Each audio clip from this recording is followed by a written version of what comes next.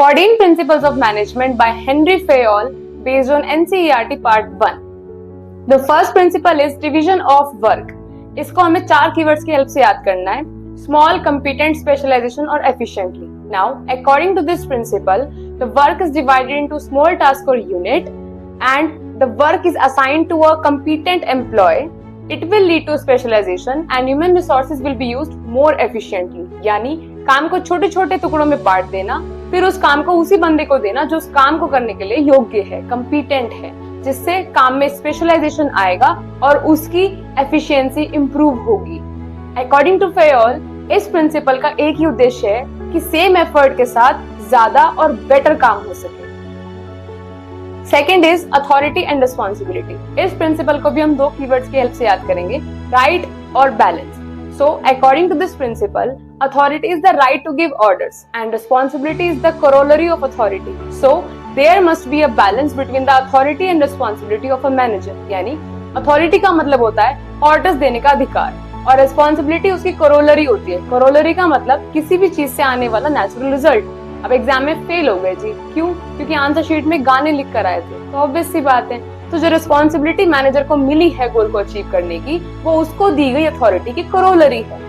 अब according to Fayol, the manager's authority must commensurate with its responsibility. यानी manager के पास जो अथॉरिटी और रिस्पॉन्सिबिलिटी है उसमें एक बैलेंस होना चाहिए. ना तो उसको अपनी अथॉरिटी का मिसयूज करना चाहिए और जितनी उसको रिस्पॉन्सिबिलिटी दी गई है उसको उतनी अथॉरिटी जरूर देनी चाहिए. थर्ड हमारा आता है डिसिप्लिन. इसका कीवर्ड है obedience. So, according to this principle, discipline is the obedience to the organizational rules and employment agreement which are necessary for the working of the organization. यानी डिसिप्लिन का मतलब हुआ कि ऑर्गेनाइजेशन के जो भी रूल्स हैं या एम्प्लॉयमेंट एग्रीमेंट में जो भी बातें तय हुई हैं, मैनेजर और सबऑर्डिनेट्स दोनों को उसी अकॉर्डिंग एक्ट करना चाहिए. So according to Fayol, discipline requires good superior at all level. हर लेवल पे अच्छा सुपीरियर होना चाहिए.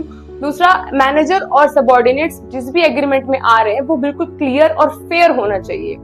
थर्ड, मैनेजर जो भी डिसीजन ले रहा है, अगर वो पेनल्टी भी अप्लाई कर रहा है तो वो उसको बहुत समझदारी से करना चाहिए, वो उसमें जुडिशियस होना चाहिए.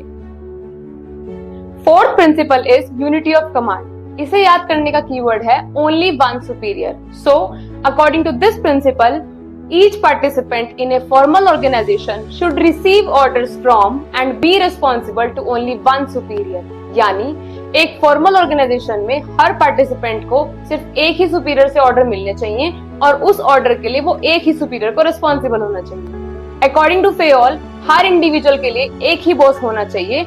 अगर किसी एम्प्लॉय को 2 सुपीरियर से ऑर्डर मिलते हैं सेम टाइम पे तो ये प्रिंसिपल वायलेट हो जाता है. फिफ्थ प्रिंसिपल हमारा आता है यूनिटी ऑफ डायरेक्शन. इसका कीवर्ड है मूविंग. डायरेक्शन हमें याद रखना है moving. So according to this principle, all the units of an organization should be moving towards the same objective and each group of activities having same objective must have one head and one plan. यानी organisation में जितनी भी units काम कर रही हैं उन सबको सेम ऑब्जेक्टिव की तरफ मूव करना चाहिए और उसके लिए जितने भी ग्रुप ऑफ एक्टिविटीज बनी हैं उनका वन प्लान और वन प्लानर होना चाहिए, यानी वन हेड होना चाहिए. According to Fayol, this principle ensures unity of action and coordination in the organization.